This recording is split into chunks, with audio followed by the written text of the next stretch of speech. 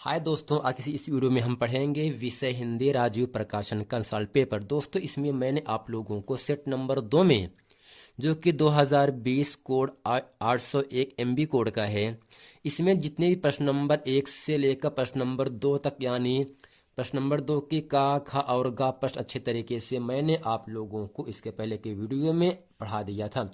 अब दोस्तों, प्रश्न नंबर 3 आपके सामने यहाँ से कह रहा है, निम्नलिखित गद्यांशों में से किसी एक गद्यांश के नीचे दिए गए प्रश्नों के उत्तर दीजिए। जैसा कि दोस्तों, जो गद्यांश आपको यहाँ सामने दिया गया है, ये एग्जाम में 6 नंबर के लिए आपसे पूछा जाता है।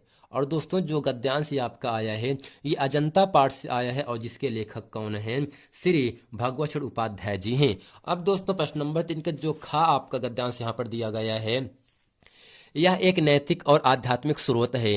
ये जो गद्यांश है भारतीय संस्कृत पाठ से आया है और जिसके लेखक कौन है? डॉक्टर राजेंद्र प्रसाद जी हैं। आइए दोस्तों, चलते हैं प्रश्न नंबर का और प्रश्न नंबर का अच्छे तरीके से हम इस वीडियो में पढ़ते हैं। दोस्तों, गद्यांश आपके सामने है, इसमें लिखेंगे। इसमें लिखा गया है, जिंदगी को मौत के पंजों से मुक्त मुक्त कर उसे अमर बनाने के लिए आदमी ने पहाड़ काटा है। किस तरह इंसान की खूबियों की कहानी सदियों बाद आने वाली पीढ़ियों तक पहुंचाई जाए, इसके लिए आदमी ने कितने ही उपाय सोचे और किए।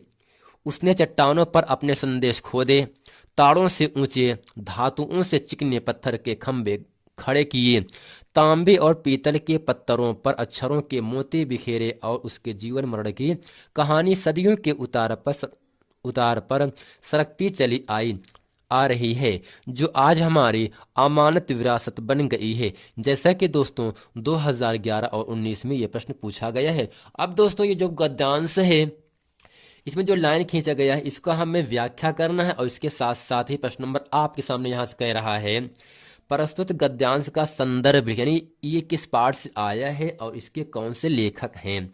वह है रेखांकित अंश की व्याख्या कीजिए, यानी जहां पर रेखा किया गया यहाँ से लेकर यहाँ तक, इसका हमें व्याख्या करना है। व्याख्या का मतलब इसे हमें अपने मन से लिखना है। स है समय पहला प्रश्न है, व्यक्तियों ने आगामी पीढ़ी तक अपनी बातों को पहुंचाने के लिए क्या क्या किया है। प्रश्न नंबर दूसरा इसी में कह रहा है, अथवा करके इंसान की खूबियों को अगली पीढ़ियों तक पहुंचाने के लिए आदमी ने कौन कौन से उपाय किए। दूसरा है, आगामी पीढ़ी तक पहुंचाई गई बातें आज हमारे लिए क्या स्थान रखती हैं। तीसरा प्रश्न है, लेखक की दृष्टि में अजंता की गुफाओं के निर्माण का क्या उद्देश्य रहा है। आइए दोस्तों, चलते हैं इस पूरे गद्यांश का जो प्रश्न है, बा है, सा है और सा में 1 2 3 जो प्रश्न है, इसको अच्छे तरीके से हम पढ़ते हैं। अब दोस्तों, अब यहाँ उत्तर करेंगे। उत्तर में हम हेडिंग करेंगे इसमें लिखेंगे संदर्भ काली पेन से। इसमें लिखेंगे, प्रस्तुत गद्य अवतरण यानी गद्यांश हमारी पाठ्य पुस्तक हिंदी के गद्य खंड में संकलित तथा भारतीय पुरातत्व के महान विद्वान श्री भगवत उपाध्याय द्वारा लिखित अजंता शीर्षक निबंध से उद्घृत है। अगर दोस्तों आपसे कोई पूछे अजंता है कि अजंता एक निबंध है, जिसके लेखक कौन है? श्री भगवत उपाध्याय जी हैं।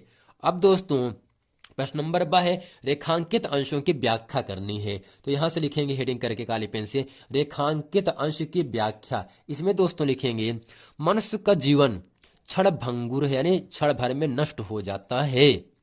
मृत्यु यानी जीवन मौत, मृत्यु सबको निगल जाती है। मृत्यु से छुटकारा पाने का एक ही उपाय है, वह है कृत यानी रचना। मनुष्य को कुछ ऐसी रचना कर देनी चाहिए जो अनंत काल तक अस्थायी रहे। जब तक वह रचना विद्यमान रहेगी, उसके रचयिता का नाम जीवित रहेगा। लोग उसे भी याद करेंगे। किसी व्यक्ति विशेष को अगली पीढ़ियां जाने और सैकड़ों हजारों वर्षों के बाद आने वाली पीढ़ियां भी अपने महान पूर्वजों के विशेषताओं और इतिहास से परिचित हों। इसके लिए मनुष्य ने अनेक उपाय सोचे और उन उपायों को कार्य रूप में प्रणीत भी किया। दोस्तों, ये था जितने भी रेखांकित भाग किए गए थे उसका हिंदी अनुवाद था। अब दोस्तों, प्रश्न नंबर 7 के सामने कह रहा था, वहां से उसका उत्तर आपके सामने यहाँ से होगा नंबर 1 करके, अपनी बातों को आगामी पीढ़ी तक पहुंचाने के लिए व्यक्ति ने पत्थर की चट्टानों पर संदेश खुदवाए, ऊंचे चिकने पत्थरों के खंभे बनवाए, तांबे पीतल के पन्नों पर पत्रों पर लेख लिखवाए तथा पर्वतों पर गुफा मंदिर बनवाए। प्रश्न नंबर 7 का प्रश्न नंबर दूसरा आपके सामने यहां से कह रहा है, आगामी पीढ़ी तक, इसका उत्तर है ठीक, आगामी पीढ़ी तक विभिन्न माध्यमों से पहुंचाई गई बातें आज हमारे लिए धरोहर का स्थान रखती हैं, जो पूर्वजों की परंपरा से आई हमारी संपत्ति है। प्रश्न नंबर 3 का उत्तर आपके सामने यहां से है, लेखक की दृष्टि में अजंता की गुफाओं के निर्माण का उद्देश्य यह है कि सैकड़ों हजारों वर्षों के बाद आने वाली पीढ़ियां भी अपने पूर्वजों की विशेषताओं और अपने देश के इतिहास से परिचित हो सकें। दोस्तों ये था प्रश्न नंबर 3 का। प्रश्न नंबर का आइए चलते हैं प्रश्न नंबर खा पढ़ते हैं। अब दोस्तों प्रश्न नंबर खा गद्यांश आपके सामने यहाँ से दिया गया है। यह एक नैतिक और आध्यात्मिक स्रोत है जो अनंत काल से प्रत्यक्ष या अप्रत्यक्ष रूप से संपूर्ण देश में बहता रहा है और कभी कभी मूर्त रूप होकर हमारे सामने आता रहा है।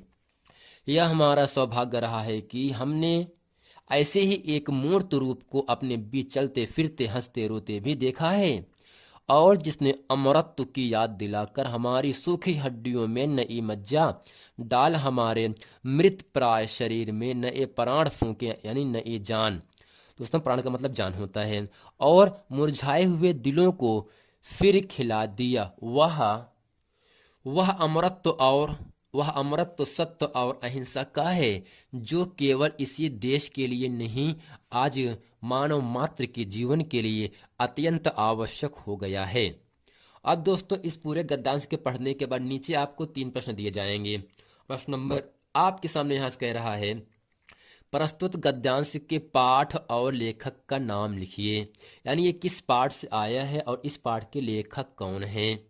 प्रश्न नंबर 2 है, रेखांकित अंशों की व्याख्या कीजिए, यानी दोस्तों जो गद्यांश इसमें जितने भाग रेखांकित हैं उसका हमें अनुवाद लिखना है।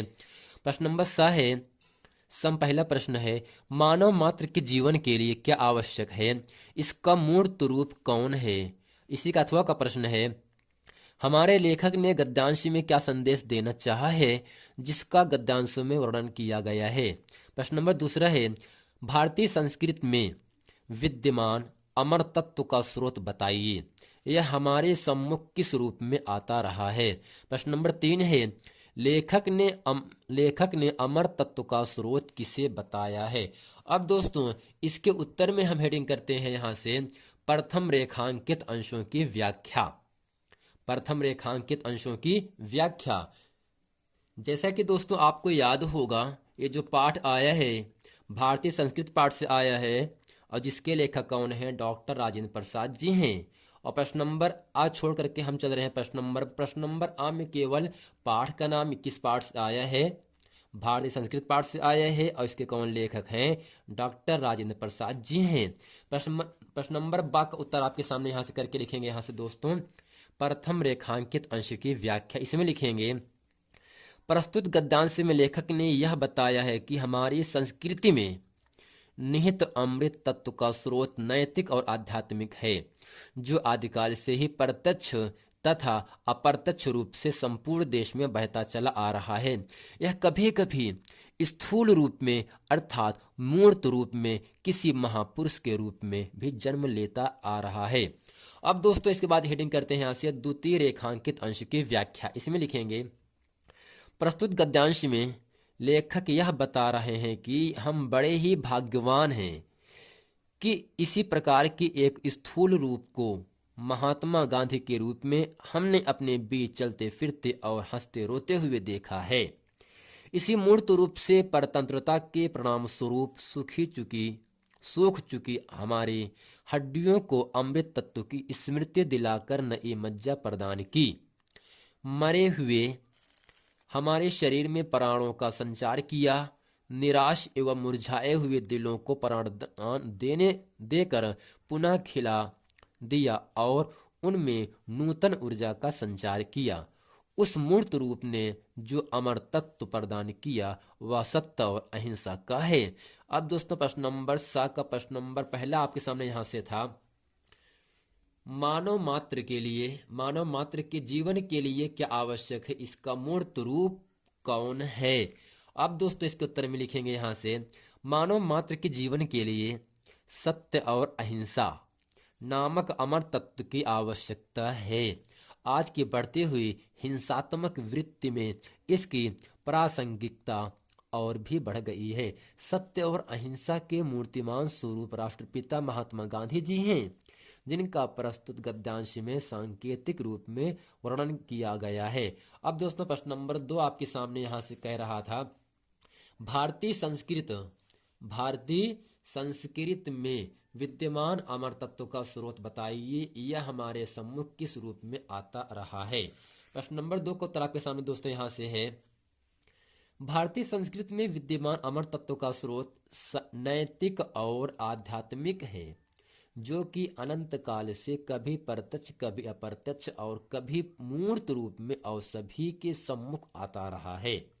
अब प्रश्न नंबर 3 दोस्तों आपके सामने यहां से कह रहा था, लेखक ने अमर तत्व का स्रोत किसे बताया है।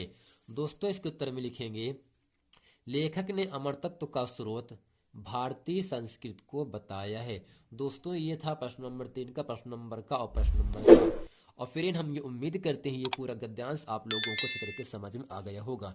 मिलते हैं फ्रेंड नेक्स्ट वीडियो में, तब तक के लिए थैंक यू।